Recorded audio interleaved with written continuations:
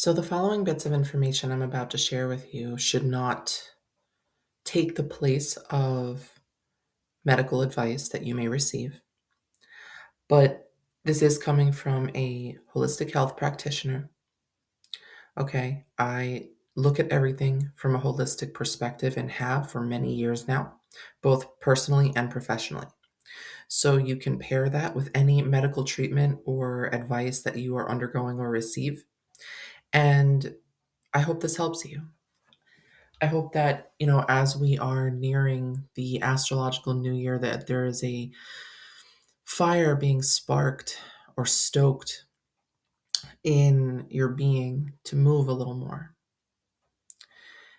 We live in a world right now where one, on one side, we have this miracle of instant gratification in some ways. In some ways it's very miraculous. It's magical, like how quickly we can get things done, right?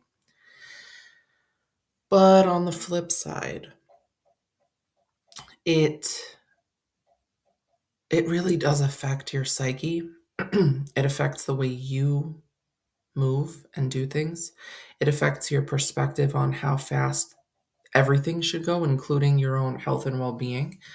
Um, like I spoke to someone years back who was just really frustrated about their weight loss. And when I suggested certain things like, just basic movement and to look at the underlying mental and emotional causes for their weight issues. They didn't really want to look at that. They didn't really want to do that. And literally said, I just wish it would just kind of go away. Why can't it just be instant? Why can't it just be gone? And I'm just like, well, because your body's trying to tell you something and it needs other things moved in order for the weight to move. And that's just one example of how, having things come so easily now can affect us negatively, and how movement can bring us back into our bodies. It can bring us back into our headspace. It can bring us back into our heart space. It can give us a natural sense of control over things we feel we have no control over, you know? So studies have even shown, I'm looking at this study right now, and I read over it and I'm like, no, this is pretty valid because this is how movement has affected me and clients, friends. Um, so how exercise can improve mood disorders. Regular aerobic exercise can reduce anxiety by making your brain's fight or flight system less reactive. When anxious people are exposed to physiological changes they fear, such as they experience a rapid heartbeat, through regular aerobic exercise, they can develop a tolerance for these symptoms. Not only a tolerance, but you can get used to the difference between your heart racing because you're moving and exercising and doing something good for your body rather than just sitting there and feeling anxious. You can move that energy. Regular exercise, such as cycling or gym based aerobic resistance, flexibility, and balance exercises, can also reduce depressive symptoms.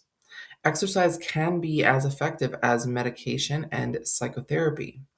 Regular exercise can boost mood by increasing a brain protein called BDNF that helps nerve fibers grow. Okay, so because what you are doing is you are creating a whole different cognitive response to stress. Instead of sitting there and letting the stress beat you and defeat you and isolate you and hold you down, you're deciding to move, not ignore it. You're deciding to move the energy that feels stagnant and stuck and weighted down. And so, therefore, you're creating a whole new response in your brain to stress.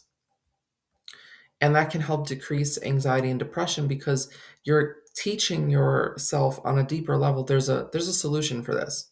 We're not going to settle for this. you know? Um, Studies also say that people with ADHD showed that a single 20-minute bout of moderate intensity cycling briefly improved their symptoms. It enhanced the participants' motivation for tasks requiring focused thought, increased their energy, and reduced their feelings of confusion, fatigue, and depression. Okay, so this makes sense because when you exercise, you're getting that blood pump and you're getting oxygen going to your brain. Um, it's giving you that movement that is needed, especially when people go through a little bit of paralysis when they have ADHD, analysis paralysis and procrastination. Just taking that 20 minutes to just exercise can help clear a lot of that blockage, can help clear a lot of that fog. But even if you don't have ADHD, if you just feel like you struggle with or are struggling with currently creative blocks or just blocks in general, give yourself 20 minutes to just move. Do a 20-minute walk or um, high intensity, moderate to high intensity exercise for about 20 minutes. And then you sit down and decide, what you're going to do from there. And you'll see that you'll actually feel a lot clearer to approach the issue. Let's see, meditative movement. That's another thing. This is something that I recommend to people who feel like they can't meditate. So this is a type of movement in which you just pay close attention to your bodily sensations, your position in a space, gut feelings as you move. This could even be done while you're taking a shower. This could be done while you're cleaning the house, washing dishes, folding laundry, taking the trash out, things like that. It could be done with mundane tasks where you just bring more attention and awareness to your movement and the thoughts you're having and the emotions you're experiencing and how that's affecting your physical body. And even while you're doing that, you can create a connection to the world around you as it's happening. Yes, you can process your thoughts and emotions, but while you're doing that, you can also appreciate a sunrise or the birds chirping in the trees or the sun coming up or the sun going down or the stars in the sky if it's at nighttime. You can breathe in the fresh air, you know. If you're doing this inside, like taking a shower, you can really appreciate and feel the water hitting your skin. You can move slower when you're washing your dishes and really watch as you are cleaning all the crud off of those dishes and how good it feels to cleanse them. So that can be helpful too. Um, it helps to, like, doing this mindful meditative movement reduces the severity of symptoms in post-traumatic stress disorder, to the point that some people have said they no longer meet the criteria for the diagnosis. Changing your posture, breathing, and rhythm can all change your brain and your response to stress, which then reduces that stress, reduces that depressive response and that anxiety, and leads to a feeling of well being and peace and clarity. Okay. So, movement really is medicine. And as we approach the warmer weather, as it is on its way, I know that in some areas, like I live in Pennsylvania, so we had a week where it was like warm. It felt like spring was peeking in at us, and then we had a blizzard a few days later. So, but warmer weather, nicer days are coming.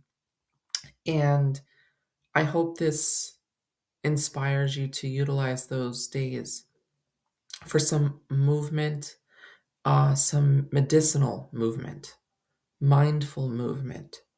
Your body was built to move, not rush, not distract, not scatter, just to move. Movement can help you process your thoughts. This is not a way to use movement as a distraction, but rather an invitation to, take a walk with your thoughts. Wash the dishes with what's going on in your heart.